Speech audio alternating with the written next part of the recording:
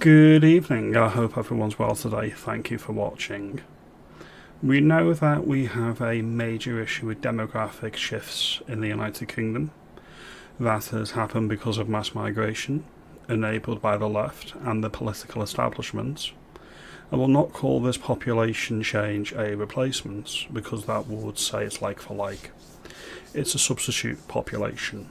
The people coming in are predominantly from outside of Western Europe, and they're not like us.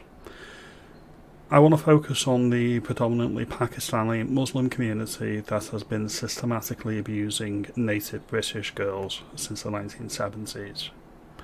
The Labour Party backpedalled a couple of days ago before the Easter recess to say that the 5 locally led community inquiries were going to be withdrawn, and they've had to backpedal on that today due to political pressure, both from the media, good journalists, or at least not completely woke like Trevor Phillips, have called them out, which is positive, and also the online right, or as Matt Goodwin would say, the very online right.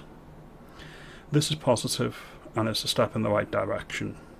Now, while these local inquiries will not have statutory powers, if they do go ahead, and Yvette Cooper has hinted today that they could be extended, it is a step closer.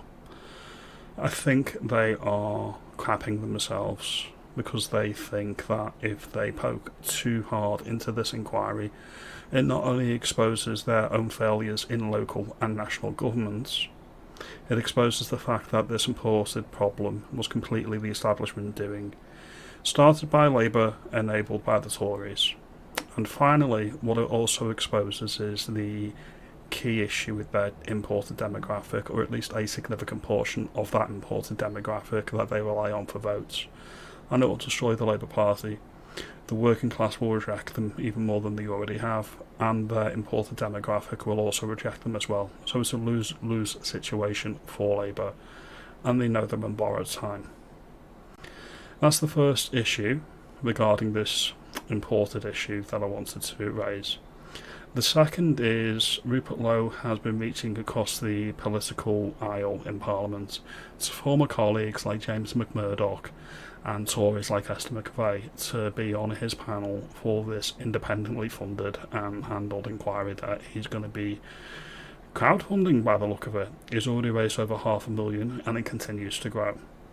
This is quite interesting because whilst, like the local inquiries, this will not have statutory powers, what it does do, and what I hope it will do, even though it is led by people on the right, so people may argue that it's biased, I don't see any bias here. There's no bias in crime. If a crime's been committed, you need to be convicted of the crime. It's as simple as that. If it was a white person or a minority person, I would have the same view. That's why I can say it's predominantly Pakistani Muslim men, not exclusively. It's important to point that out.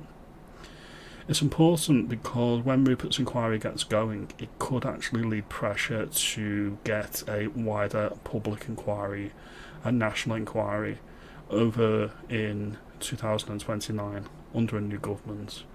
This is what we all need to be aiming for. It needs to be government on the right. Hopefully it'll be a based government that will do a lot of the things that we need it to do. If you like this video, comment below, subscribe, maybe share the video. Reform needs to step up here, and they need to get back in the game. That's my friendly advice as a Reform member. Comment below, subscribe, and I'll see you in the next video. There's a lot of people making hay over the fact that Farage may be upset with James McMurdoch over this. I don't think so. I think he's grossly underestimated the backlash from the whole Rupert Lowe scenario, and I think he's backpedaling. He's just doing it at such a pace that he wants to save face. That's my honest view on it. I appreciate the time. Have a good day, and thank you for watching.